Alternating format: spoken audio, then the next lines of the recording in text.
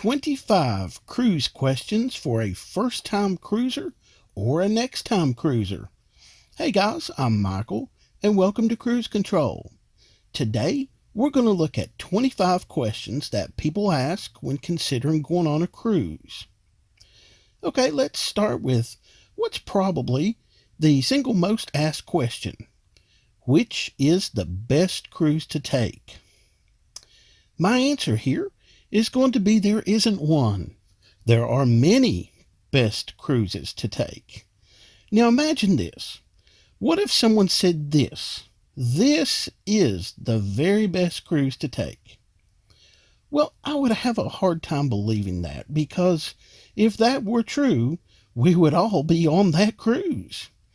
Now, on the other side of the coin here, I have heard several people say, wow, this was the best cruise ever. However, each of those people were on a different cruise. So yes, there are many best cruises, but also what is best for you may not necessarily be best for me. Now, to be fair and honest, there is something that I think should be mentioned here. Several people who have taken cruises have all said that an Alaskan cruise has been their most favorite. I personally, however, am a bit reserved when it comes to recommending an Alaskan cruise for a first cruise. I'm not saying don't do it. I'm not saying that at all. There are some fantastic cruises, and if you know for sure that this is what you want, then yes, absolutely go for it. What I am saying, rather, is that the Alaskan cruise is a bit different than most other cruises in that it's not the typical cruise that you've probably heard about from your friends and family. Also, these cruises can sometimes tend to be a little longer and just a little more expensive. So here's my advice for which is the best cruise to take. Number 1, stay within your means. You don't have to go crazy and spend a lot of money. There are several ports all over where cruise ships leave from. Do a little bit of research and find what's closest to you and see what's offered there first. You may be surprised. Now, I know for a lot of people, there just isn't a port that's close by, and it's not really going to matter. In that case, let me say this. For many of the cruise companies, some, not all, but some of the newer ships and the bigger ships are going to be at different ports in Florida. And that does put you just a bit closer to some really fun places to visit on your cruise. So the best cruise can actually be any of these, but the worst cruise would be not to go at all. All right, which is the best cruise line to choose? Each cruise line is a bit different in what they offer and how they present things. And I'm going to break that down a little more here in just a second, and you'll see what I mean. And for this reason, each being different, everyone is going to have a different opinion here. But at the end of the day, they are all still going to be a nice cruise. There isn't any one company known to be really bad or anything. So my answer here, generally speaking, for a first-time cruiser, I would suggest Carnival. I've heard it said that Carnival is the Walmart of the cruise industry. Well, that can be taken both good and bad, but it probably is a fair statement. They are the biggest and the most popular, and usually you can get more for your money. But also, Carnival does make the process simple and easy. I think that's very important for new people coming to cruising. Where is the best place to visit on a cruise? Where should I go? Okay, for a shorter cruise, 3 to 4 days, a lot of people visit the Bahamas. Now, it's not really one of my favorite places, but again, that is completely a matter of opinion. Probably the most favorite place for Carnival cruisers is Half Moon Cay, and it's close by. Now you have to remember, for a shorter cruise, you can't sail too far away because it will be time to head back. So that does narrow the choices just a bit, but that's not to say that you can't still have a great cruise. As for a 6 to 8 day cruise, I would suggest the Caribbean. There are lots of places to visit there. It's not that far away. There are so many cruise ships that go there, and you can visit any time of the year. I still haven't seen it all, and I'm getting ready to go back again. All right, do many people get seasick? The question of the day. Okay, I'm going to give you the real scoop on this and the truth. Yes, it does happen, but not nearly as much as you would imagine. I think almost every first-time cruiser says, "Oh, I'm afraid I'll get seasick." And most do not. It is a legitimate fear, and I understand, because I too have issues with motion sickness. I don't ride Carnival rides anymore. I even get sick just sitting on the dock at the lake. But I've never gotten sick on a cruise ship so far. A couple of pointers here. The bigger the ship, the less movement you're going to feel, if any. Also, there are now several ways to prevent motion sickness and several remedies. For me, I use the patch that goes behind the ear. To be honest, I tend to get caught up in the excitement and activities and forget about it about half the time to even wear the thing, and I still don't get seasick. But I have it if I need it. Actually, I have a video dedicated specifically for seasickness that shows several ways to prevent it. That's at the top of the screen right there, and I'll list it in the description below if you want to come back to it. Okay, so to answer this question, no, most people do not get seasick. If everyone was getting seasick out there, I can assure you this would not be the multi-billion-dollar business that it is. All right, number 5. Do I need a passport?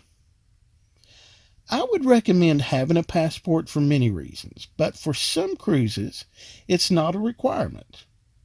When you decide to book your cruise, you'll want to be sure and check with the cruise line to know just what is required.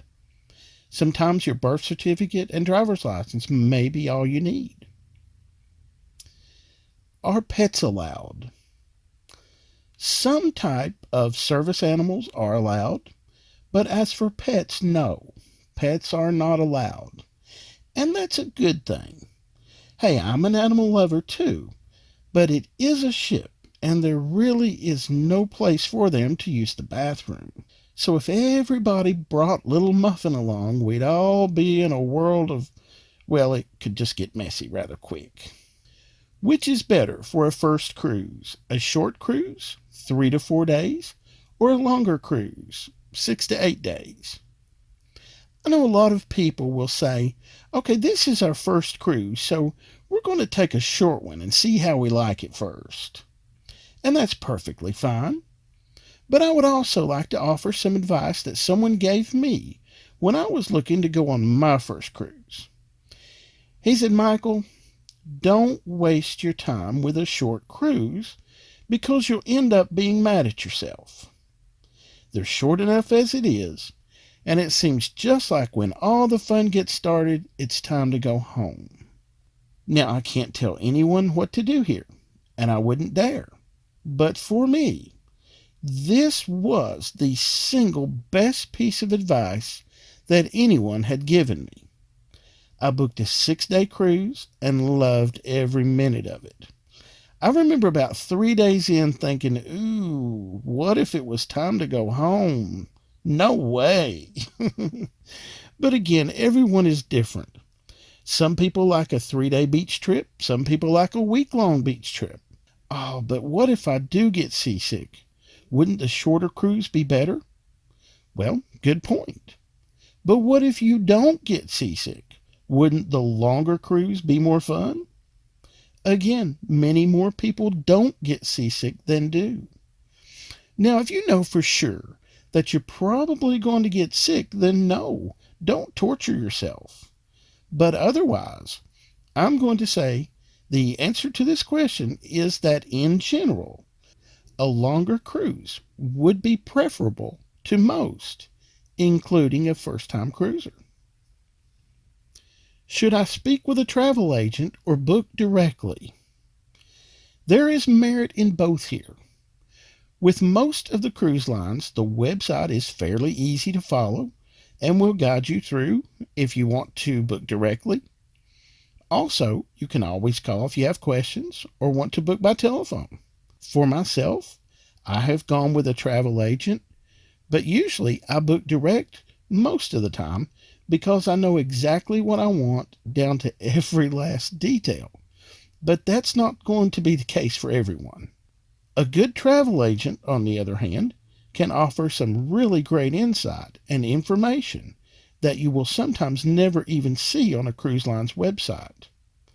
Also, most travel agents are not tied to just one cruise line, which means they can know who may be running specials and they can share their knowledge and experience to help get you on the best cruise that's right for you. If you know someone who is trusted, then absolutely yes. I think a travel agent is a really smart way to go, and it's usually not going to cost you any more money than booking directly.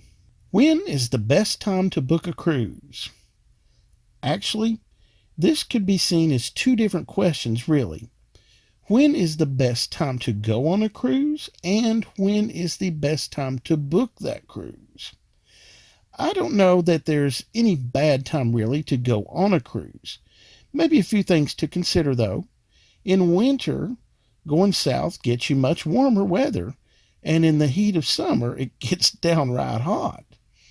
Also, there are months at the end of summer that hurricanes tend to be more active, but that's completely unpredictable. As to when the best time to book, oftentimes the winter months like January, February, you can find rates to be a little lower on all cruises for most any time of the year. Which is best, a large ship or a smaller ship? The larger ships do have much more to offer, but the smaller ship will have less people and may sometimes be closer, cutting down on travel time. This one, however, is completely a matter of preference. If I had to guess, though, I would say that more people would choose the larger ship. Which cruise is best for a family? All of the cruise lines welcome families, of course. But if you're cruising with little ones, I would say Disney and Carnival, respectively. They both offer some really great children's programs and a lot of activities for the kids of all ages. Which cruise is best for singles? Okay, this is probably the easiest question to answer so far because the answer is all of them. I'm not joking. There are single people on every cruise pretty much, and lots of them. It does not matter if it's Norwegian, Royal Caribbean, Carnival, or whichever. They are there in numbers, trust me. So my only advice here would be to go where there is more people and you'll find more singles. Now, if you're traveling solo, you may want to look at Norwegian Cruise Line, as they do offer solo cabins and you can get a single rate. But try to book early because they sell out quick. Which cruise is best for seniors? Once again, they all are fun, but two that you may want to look at are Holland America and Celebrity Cruises. Both attract a more mature guest who still wants to have fun, but maybe with just a little less of the hoopla. Celebrity has a brand new ship, the Celebrity Edge, that looks pretty amazing. And Holland America is tried and true and loved by so many fellow cruisers. Can I use my cell phone? And does the ship have Wi-Fi? Okay, yes, the ship does have Wi-Fi, and in most cases it's just a little extra, like $4 or $5 a day. Sometimes it's even included. Again, It's going to depend on the cruise line. Now, cell phone service, yes, technically, you could use your cell phone, but I'm sure it would be rather expensive. My advice there would be to check with your provider before you go, tell them where you'll be porting and where you're traveling to, and see what they can do for you. If you feel like you will want to use your cell phone to make calls, it may be cheaper to do so while you're ported and off the ship. Is smoking allowed on the ship? Yes, but in designated areas only. That's not going to be your cabin or balcony. There's usually a couple places you can smoke. One will be the casino, and then the other will be like a certain deck area out near the pool someplace. All right, I'm going to do 3 in 1 whack on this one because I don't want to bore you with things you may already know. Okay, are all of the meals included? Are alcohol drinks included? And do you have to dress up for dinner? Okay, your meals are included pretty much on any cruise, but there are also specialty restaurants that you can visit also at an additional cost. Alcohol drinks are not included on most any cruise. Sometimes you might find a special where they will throw in a drinks package, and dressing for dinner is going to be different with each cruise line. Most will have like 1 or 2 elegant nights that you would want to dress nice, but none of them have elegant night every night. Mostly it's fairly casual, and some are a little more laid back than others. What if I have to cancel? And should I purchase the insurance? Sometimes in life we get handed the unexpected or the unwanted, and sometimes this can force a change of plans. Okay, cancellations. This doesn't always mean that you lose all your money, even if you don't opt for the insurance. Not in every case. Each cruise line has a detailed policy and specific guidelines for cancellations. You may want to be familiar with that, especially if you're not going to opt for the insurance. Okay, now, should you purchase the cruise insurance? My advice on this would be yes, if you can swing it, it's a good idea because anything can happen at the last minute even, and that's a lot of money to have at risk. I will tell you that last year we booked for the Carnival Vista and then was not able to go. The insurance company was great. There was no problem, and we received a full refund. I'm really glad we had the insurance. So yeah, it is something you might want to think about. How much spending money do I need? Okay, well, your cabin's paid for, your food is basically paid for, but you may want to purchase drinks or other things. Also, you'll be porting at different places and going ashore, so you might want to buy lunch or do some activities. So my advice would be to allow what you would allow for any other vacation. You don't have to spend a fortune, but yeah, there will be things that you'll want to spend money for most likely. Are firearms allowed on the ship? No, not at all. Don't even try it. You do not want to put yourself in that position, trust me. And the last question I do hear a lot, is it safe?